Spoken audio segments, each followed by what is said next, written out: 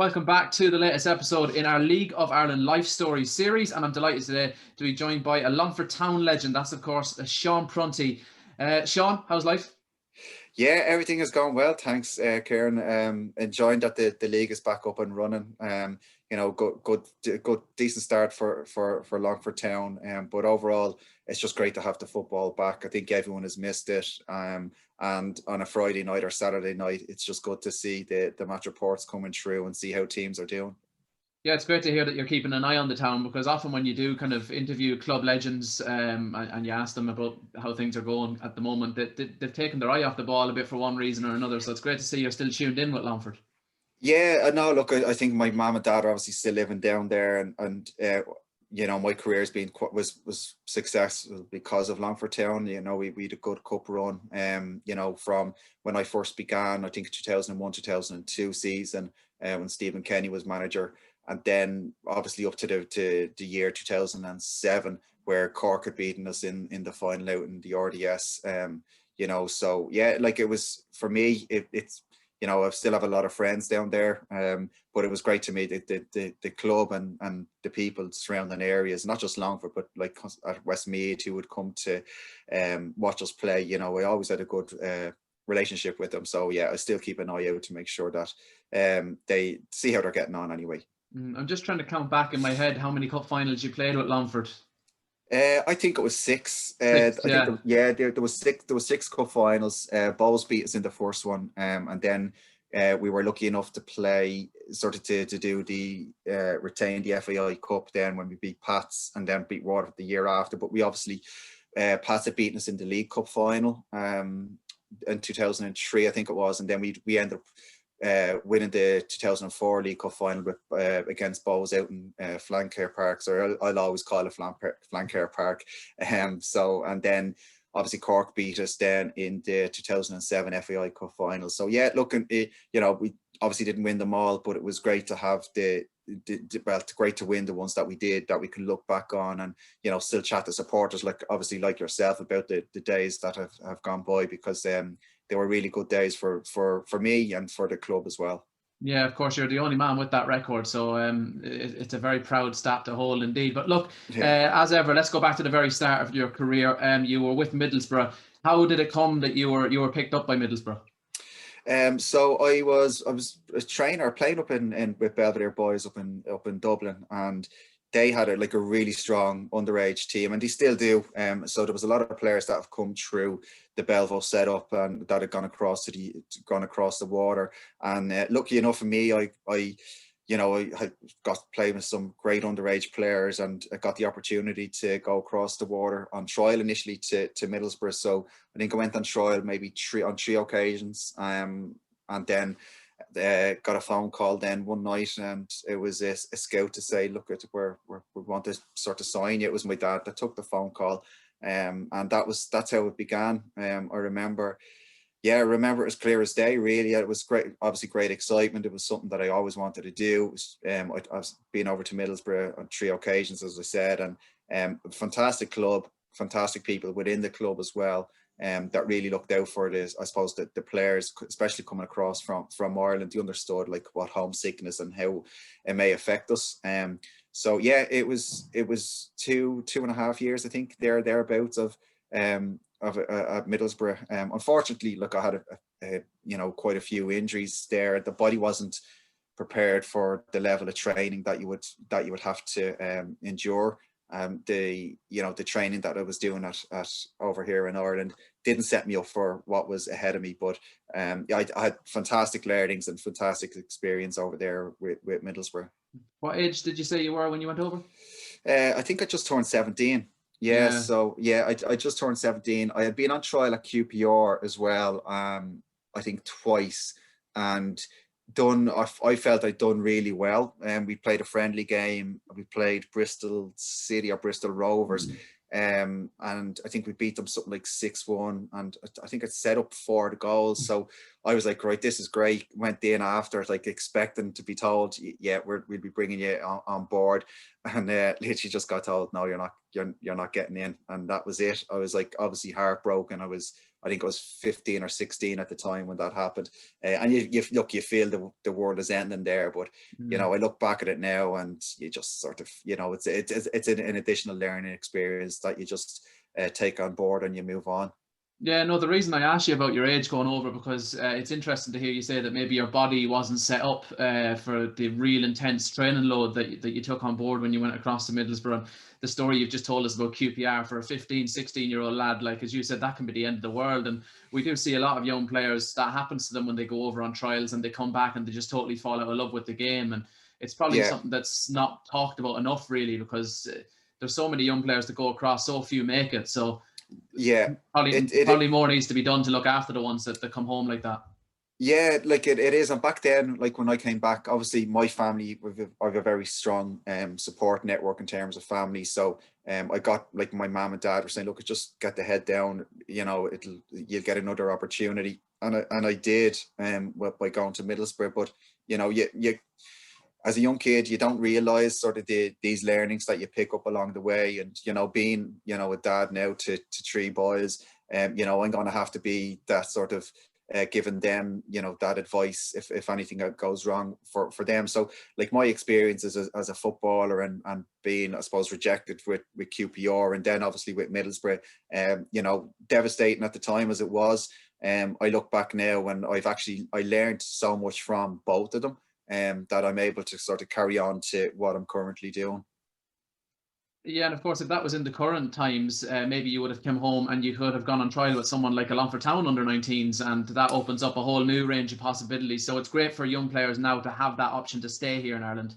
Yeah, it is. And like what I like is that, like, the standard of football has changed. Like the football within the League of Ireland, I don't think gets credit for, you know, for what it is. Like, there's some fantastic football teams. There's some smashing players out there that, you know, you'd enjoy to, like, go to pay in to watch and you know, play a match. And I remember people used to saying that to me when I was playing, not about paying in to watch me play, but Longford Town, we played good football and, you know, we were a difficult team to play against, but I remember games we got the ball down and like we absolutely just past teams, you know, to not to death, but we were just so fit. We never stopped going. There was a self-belief within everyone in the squad, you know, and some of the summer evenings where we had games, you know, where I remember we played Pats one evening, it was a scorcher of an evening. We just everything just clicked for us as a football team. We played Bows then one night and I think we beat them 3-0 as far as I remember. And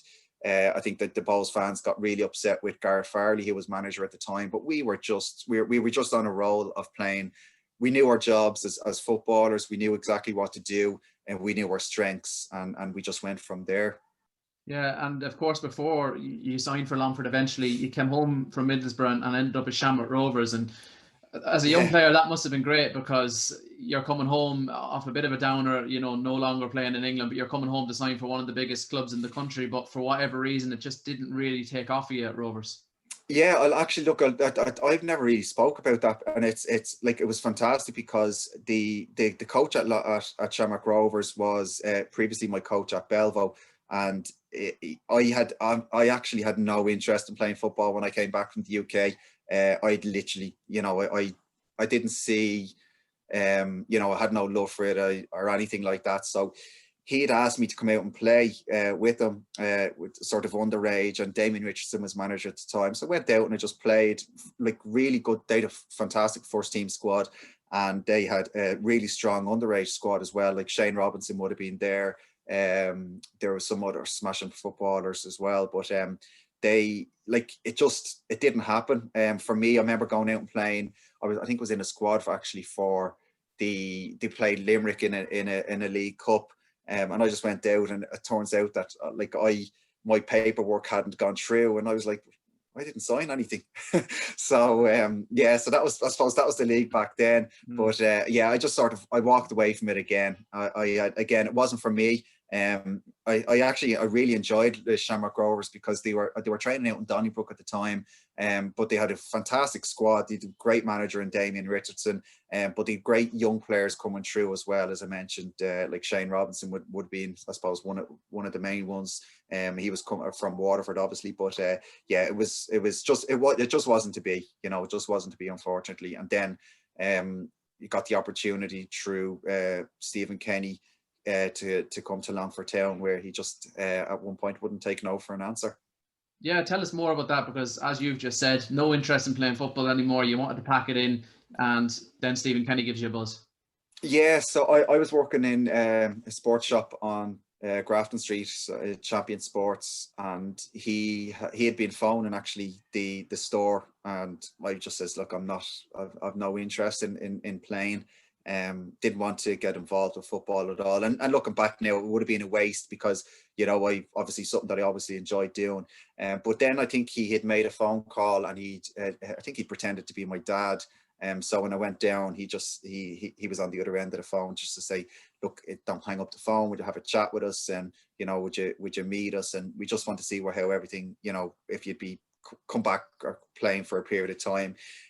So I was actually on a bus out from town one day, and Stephen had rang me on the mobile phone. He says, look, do you want to meet up and we have a chat? So I met him in Liffey Valley, and then he says, look, we can't really talk here. Let's pop around to his family home, which was in Lucan, I think, at the time. Sat down, and he just says, would you give it a go? I think he'd spoken to Brian Kerr, about me as a footballer, and he says, well, he went on a recommendation of Brian. So thankfully, Brian didn't say, no, don't touch him. And I actually signed then for Longford Town, which was like for £50 a week is what I signed for. So that £50 got me from Longford up to Selbridge, or up to Maynooth on a train fare, and then a return ticket and some grub. So that's what I was getting, was £50 a week. So but thoroughly enjoyed it with Stephen as manager. The first game, I think they played Cork City, I think when I think it was in an FAI Cup match, and I think there possibly a replay down in Turner's Cross. Stewie Bourne scored a screamer down there. So yeah, a great period of time with Stephen at Longford Town. Yeah, I suppose, look, he's going through a bit of a tough time at the moment, Stephen Kenny, but that story you've just told us tells us the real class of the man. The fact he brought you out to the family home, he wanted to get you into that kind of environment, and sat you down and eventually changed your mind. Yeah, look, Stephen as a manager knew like opposition players and squads inside out, and he actually knew an awful lot about me. He'd done his homework, and I believe that's before he was even manager at Longford Town. I believe he'd actually done the same. He was going to games, and he knew what players obviously to bring in from when he became manager, knew what players to bring in from the league, like Marker, Stewie Bourne, Wes Bourne, who'd come back obviously from Middlesbrough as well. So he'd given lads a sort of, I suppose, a new lease of life, and he'd done the same for me. So yeah, I'm forever grateful to him for giving me the opportunity, because if I hadn't have done it, then I obviously would have looked back and I wouldn't have had a career within the League of Ireland. I wouldn't have the medals that I have, or the experience as well that I have, that I can look back on with fond memories. Yeah, because there's you've probably seen it, Sean. There's that brilliant video on YouTube of Stephen Kenny when he's managing Longford, and it kind of spoke a little bit about how he researched teams and the miles he put on the clock in the car. I mean, this is a time before you could Google a player and get all their stats at the tap of a button. So the research he put in every aspect of managing Longford Town Football Club, and since then, obviously, the success he's had elsewhere, and now the Ireland manager, it really stands to the man. Yeah, like that's it, and like he's got this self-belief, and in his latest press conferences, he believes in himself. I think what he's done at every club, or the majority of clubs that he's been to, he's been a success.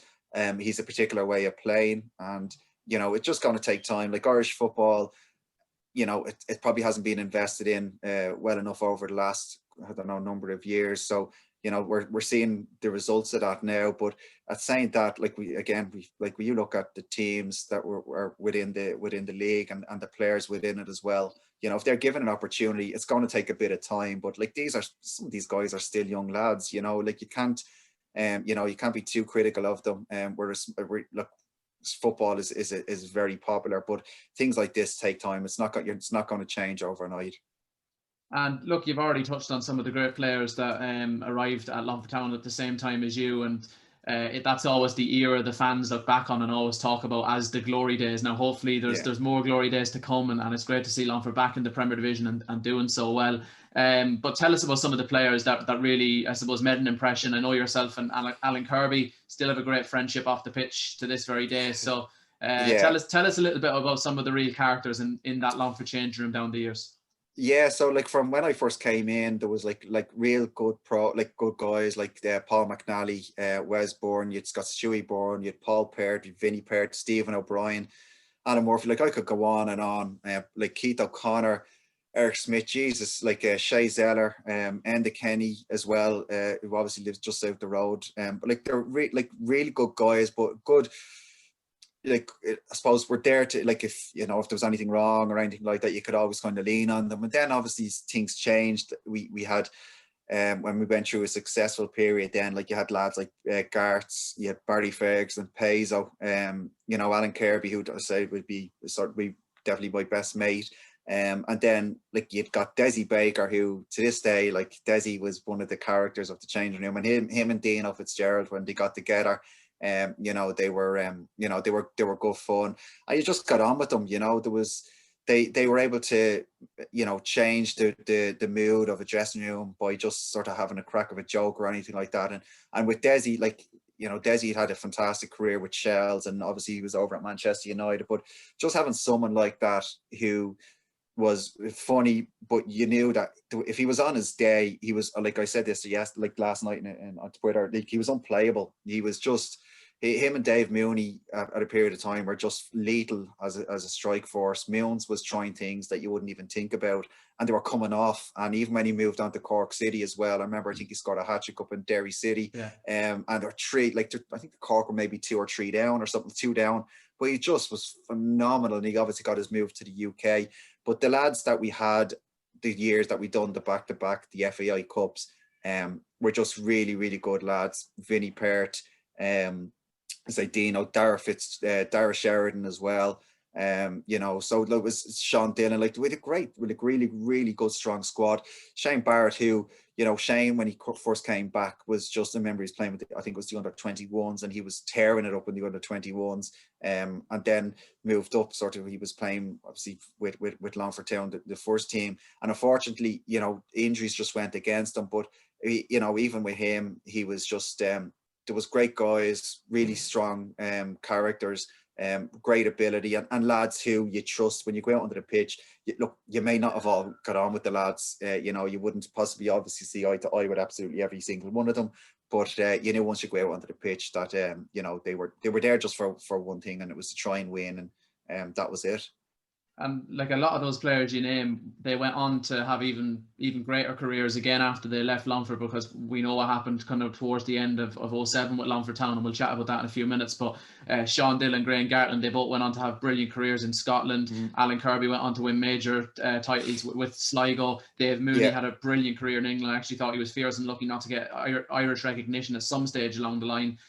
So many great players went on to have brilliant careers. It's such a shame Longford couldn't have kept that crop together, because I think that 07 team, even if they were together now, they'd probably be right up there in this league. Yeah, and like the year that I think Alan Mathews first took over, like what Dara Sheridan, who Dara played over in the UK with Middlesbrough, with Aston Villa, and he knew the lads that were coming back from the UK. So there was guys like Sean Dillon, Graham Gartland, Shamie Crow, Shane Barrett. So he was able to sort of get them, try and get an education for them and training, and they came to Longford Town, and we benefited massively from that, because like you had guys like Garts coming in, a centre half, and he was just so strong, like lovely footballer as well. Then we had obviously Barry Ferguson come through or come in, but we had a fantastic squad. It was a young squad of players who had something to prove. Alan Mathews and Aaron Callahan, who was the coach, they had a particular way of playing. We all bought into that way of playing, and the training that we done, like, so we were traveling, say, from Longford to Dublin for our training sessions, you knew every time you went up, you were going to enjoy your training. Like it was getting back in the car, going back the 2 hours or whatever it was, back down to Longford. But every session, you knew you were getting something out of it. And all the lads just had an appetite to win. And that's part of the reason we were so successful in 03 and 04 with the squad that we had. Yeah, look, I know Alan Mathews as a manager, he probably splits opinion among some Town fans.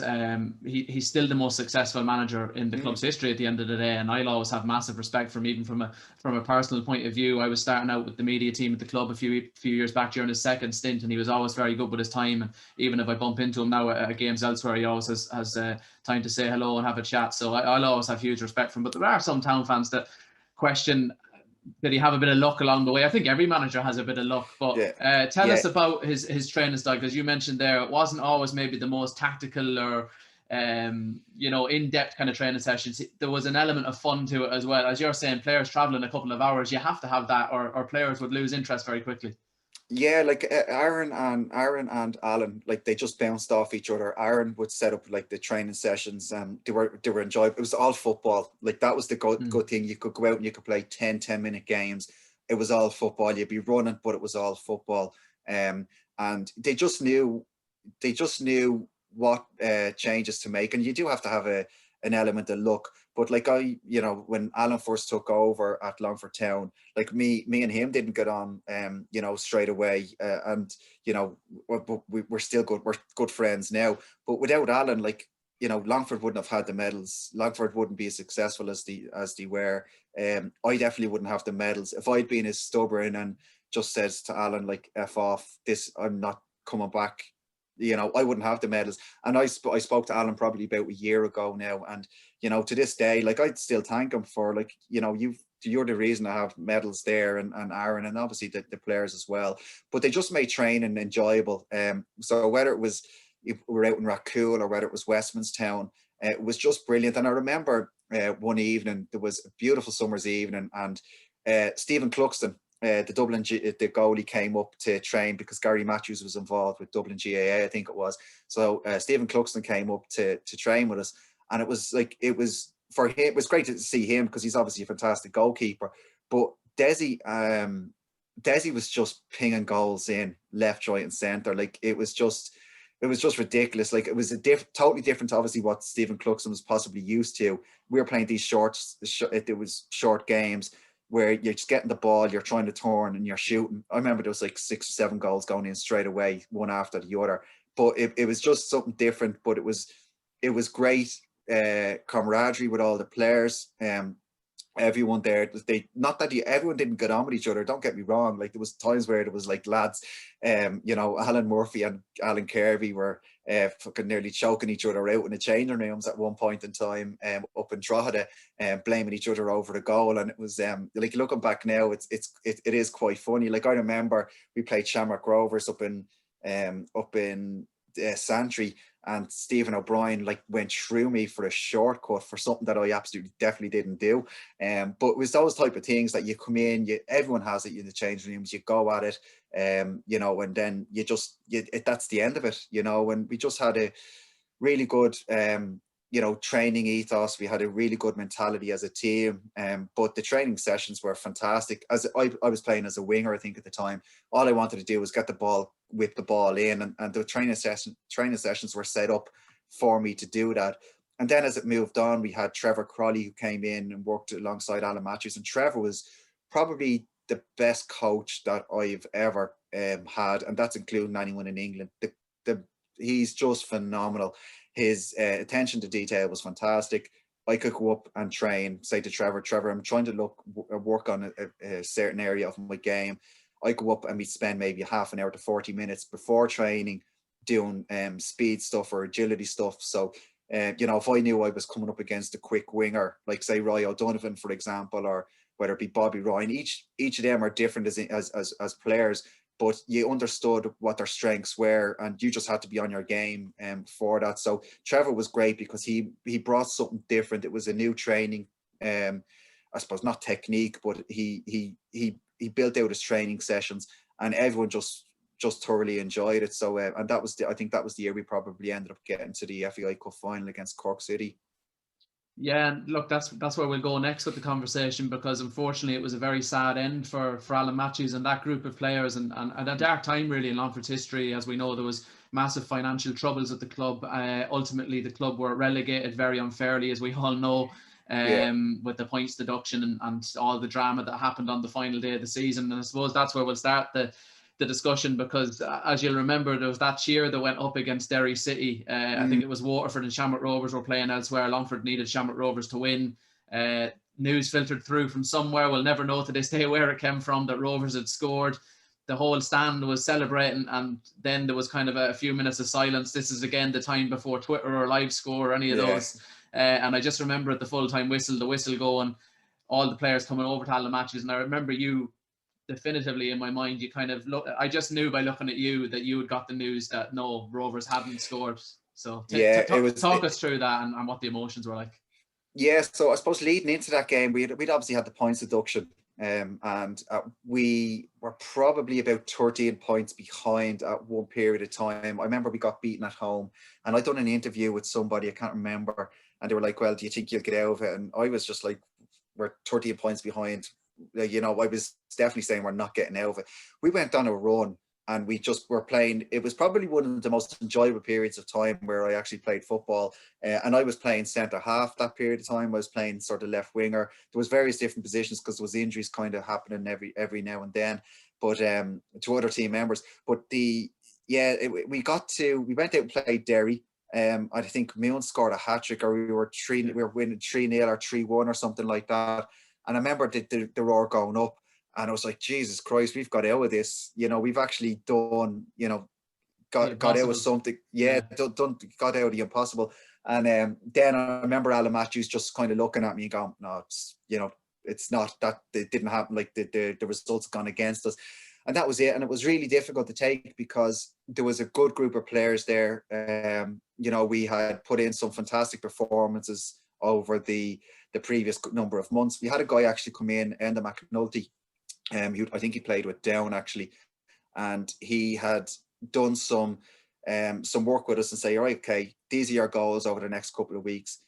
You focus on these, and this is what you do. So each individual player would do that. So like if I was playing as a left back, you know, my winger wasn't going to get any crosses in, so I was going out and it's like, oh no, there's no crosses coming in from my side. And then if a cross did come in from my side, I'd be absolutely fuming at myself. I was like, I need to get closer. So then second half, you know, right, no crosses coming in. So we got to build this mentality in, is that, right, we're not giving anything away. And we actually went on a bit of a run. And it was, you know, Moons was scoring for fun. Desi was trying crazy things and they were coming off. And then unfortunately, it just petered out at the end. Well, not petered out. It just the results didn't go our way. But it was a difficult one to take. And then we had to go on. There was a delay then. I think we're maybe 4 weeks before the FAI Cup final against Cork City. There seemed to be a pretty long delay, which was a disaster. And then just on the day, it just didn't happen for us either. It was a horrendous day. Probably a poor game to watch. It wasn't a great game to play in, I'll be honest with you. But yeah, it just that was it. Sort of by the end of it, then lads went their separate ways, and I was one of them that moved on. Yeah, and you said it there yourself. It was one of your most enjoyable times in football, despite the fact you were relegated. And when you talk to Longford fans, it's exactly the same. Everyone remembers that. It was like championship winning form that the team went on this incredible run. I think they took 17 from a possible 21 points towards the end of the season or something crazy like that. And Dave Mooney was just absolutely tearing it up. He won the Golden Boot despite being relegated, which is crazy to think. But every week you went out to Flancare, the place was absolutely hopping. I remember the atmosphere against Derry that night when Mooney got the hat-trick. Yeah. There's been very few atmospheres like it since. So it's mad that even though Longford were relegated that season, people look back kind of fondly on it as well. Yeah, and the thing is that we were going out because there was no expectations on us, so we were just going out and playing ball.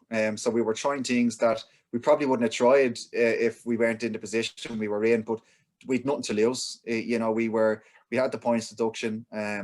We were, I think, I don't know how many points. I think it was 13 points, and maybe not as much, but we clawed that back. I remember, I think I remember the turning point was for us. We played Galway in Terryland Park. We went 1-0 up, and then there was a penalty given, and then I think they missed the penalty, and I think I don't know whether we won that game, but from there on, I think we sort of put a bit of a run together, and we were just a difficult team to beat then from there on in.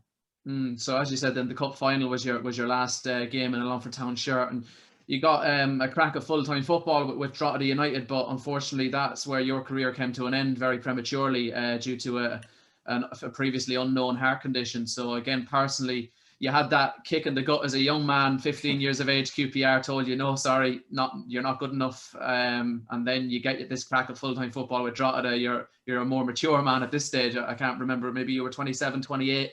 Yeah, exactly. Yeah, just 27. Yeah, just 27. So still in your prime, really. In fact, the peak years probably of your career, and then this happened. So how did you deal with that? Not very well. I think I suppose I've spoken about this quite a bit. So yeah, it definitely didn't. You know, for me, you know, I suppose I got the opportunity to go and play with a team that had just won the league. They had fantastic, great players, great squad, great manager and coach. You know, bright future in terms of where they were going to go. So I had the opportunity to go and play with them. And I remember we played actually Drogheda in a game. I think it was a live game. Yeah. And I remember thankfully I had a decent game. But I remember, I think it was Graham Garton came up to me afterwards, or would shake hands, because Graham Garton was playing with Drogheda at the time. And I remember coming up to me and going, "You'll be playing at Drogheda next year after that performance." And I just sort of brushed it off, you know. And I was like, then I started thinking, I was like, yeah, it'd be nice sort of full time. That's what I always wanted to get back into after coming back from the UK. So I was like, it'd be nice to go full-time football, professional setup. I think I'd absolutely love the environment, you know, training in the morning, training in the afternoon, all that type of stuff. But yeah, so it didn't happen, unfortunately.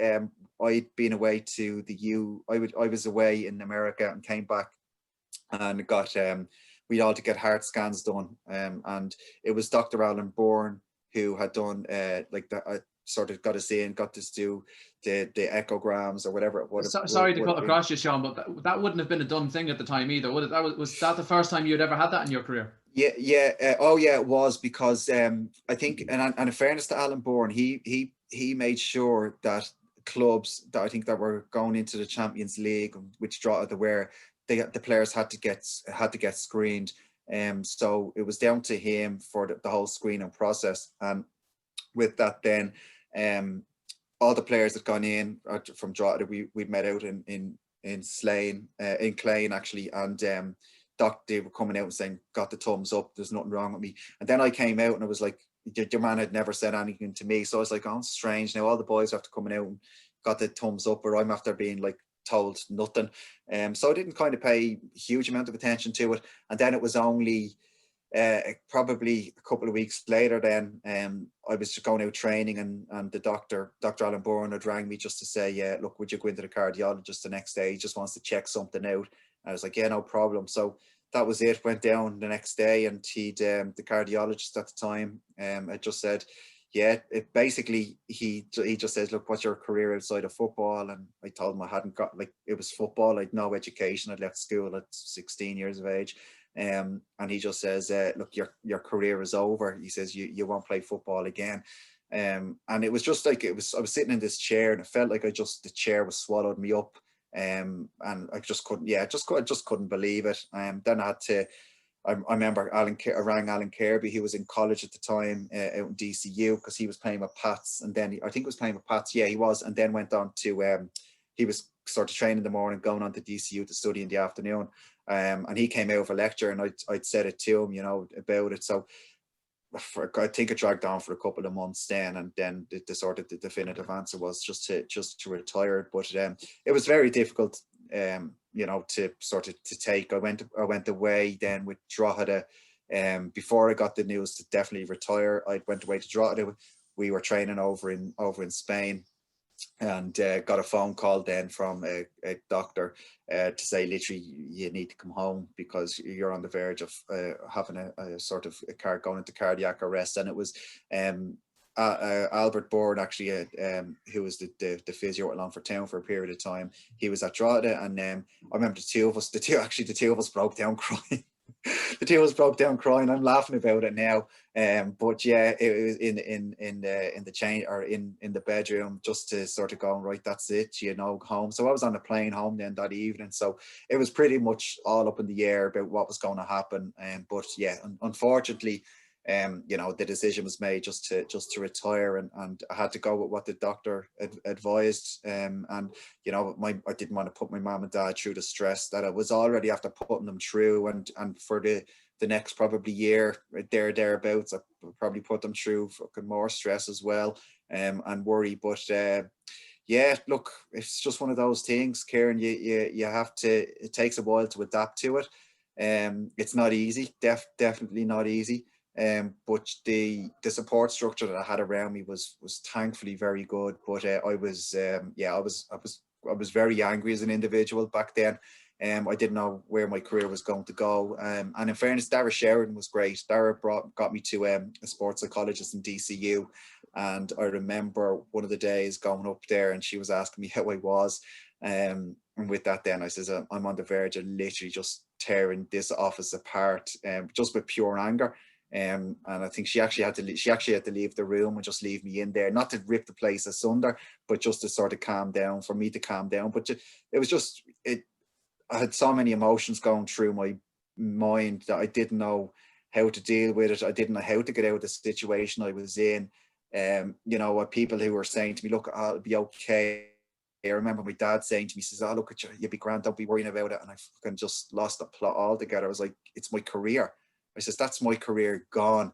I've something I wanted to do from when I was 6 or 7 years of age, and then all of a sudden to be told, that's it, it's gone.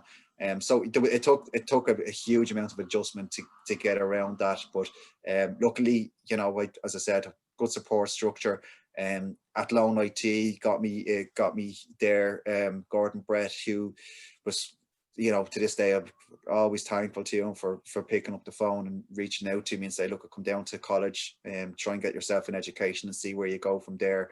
And at Lone IT was great for me. It gave me a new perspective on an outlook on life, that football isn't the be all and end all, So and just moved on from that. Yeah, look, as you said there, you've got a fantastic career now away from football, and Longford fans will know, because they'll bump into you from time to time, that you're in incredible shape. But other League of Ireland fans maybe that aren't familiar with your story or what you're doing these days, they won't be aware that you're always doing triathlons and freakathons and running up mountains and all sorts. And I actually met your good friend Alan Kirby in Longford yesterday, and I said to him, he was wearing a Longford jacket and I was hanging off him yesterday. I said, Jesus Christ, you've actually lost weight since you retired. You're definitely not eating house and home anyway. So I know the two of you do a lot of stuff together fitness wise. So you're absolutely fine despite the issues that forced you to retire. Yeah, do you know what? Even obviously, I have a pacemaker in now. So when I first started working with Connecticut Sports, I was over in the UK. So I actually went into cardiac arrest at an event over in the UK, and I was on the phone to my now fiance at the time, where it just got this feeling of I was just about to pass out. I could feel the tongue roll and everything like that, and that happened over the period of sort of a couple of hours where I was wasn't feeling great at all. I could feel something happening on the inside, and I didn't know what it was. I came back then to get a checkup, and the doctor had said to me, or the nurse had said to me, had you felt anything on such and such a date? And I says actually I wasn't feeling great. And she'd said to me then that that's when I was beginning to go into cardiac arrest, because there was the heart was beginning to stop. And I actually think it got down to about maybe 9 seconds or so, which, for me, it's a long enough time. And hence the reason I think that's when I started to feel the tongue roll.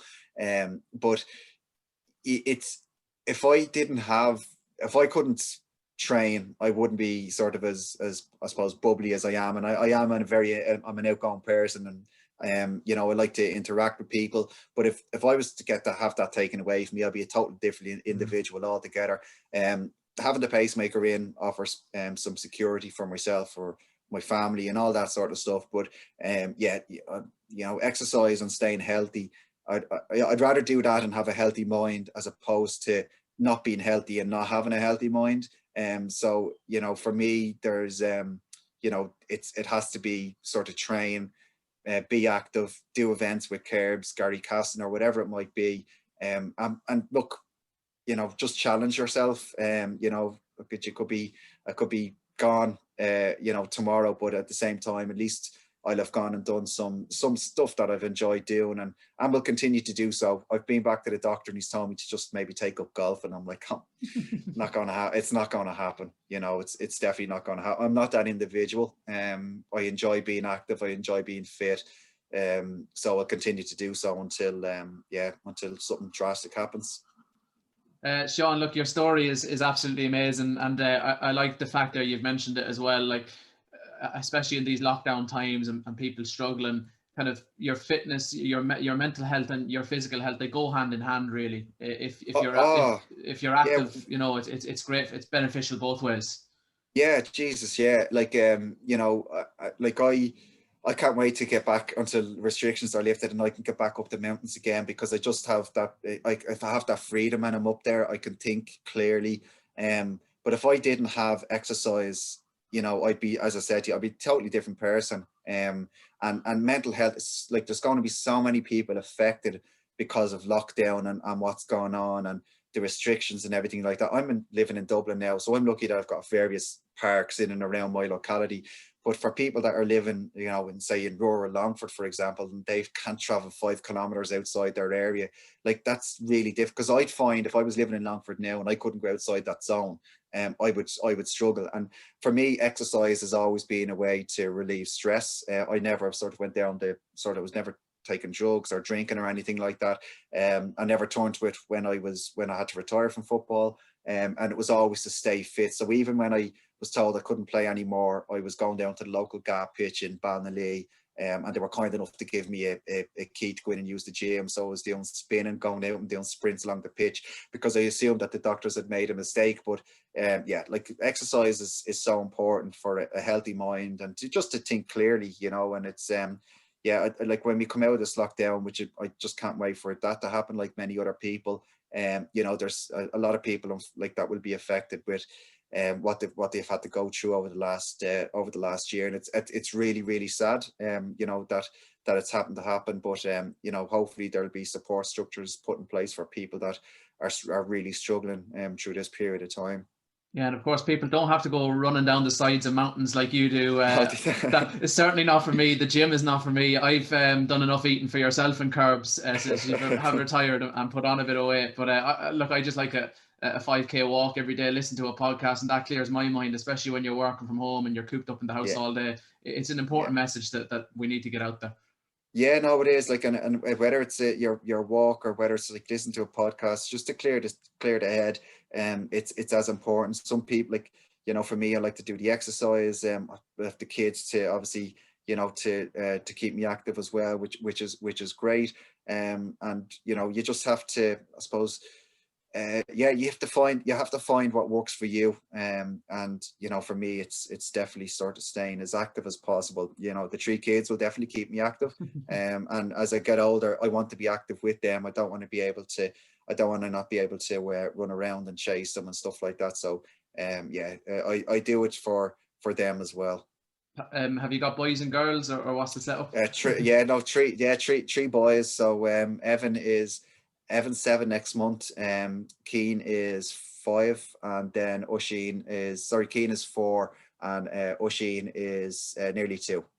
So some good up and coming stars for the future for the town. So yeah, we hope so. Yeah, we hope so. It's they're involved in football up in Corduff, and it's great. They've a lovely setup here. They've a nice little nursery and academy going on. And I think they're partnered with Shamrock Rovers, actually. Are they Corduff? Yeah. They are indeed. Yeah, and there's some lovely little footballers up here, and it's great because the training that they get, like, you have guys coming out from Shamrock Rovers as well and helping out, and it's just great. We didn't have it, like, really, I didn't have it as a kid. It was, for me, it was always street football. Like, when I was living in Dublin, like most of the guys, I suppose, up here, it was always street football, and it was smacking a football off the path that would maybe bounce up a certain way that you catch it on your chest. So you're just being innovative when it came to that as a kid. But now they've got better facilities than than we would have had when I was younger. Well, once Corduff and Shamrock Rovers understand that they're back of the line, that's absolutely fine. Yeah, Look, Sean, that's where we'll round it off. I've really enjoyed speaking with you this afternoon. Great to see you keeping well. Great to see the kids and the family doing well. And all I can do is wish you the best of luck for the future. Yeah, Kieran, thanks very much. And look, keep doing the great job that you're doing. Thoroughly enjoying it. And keep at it. Thanks a million, Sean. Cheers, buddy.